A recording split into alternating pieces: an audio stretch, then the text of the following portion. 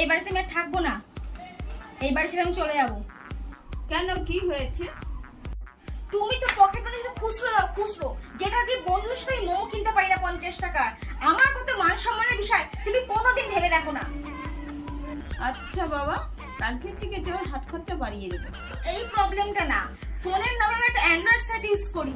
আজকালকার দিনে কে এই ফোন ইউজ করে বলো তো? আমার সব বন্ধুদের কাছে একটা করে আইফোন আছে।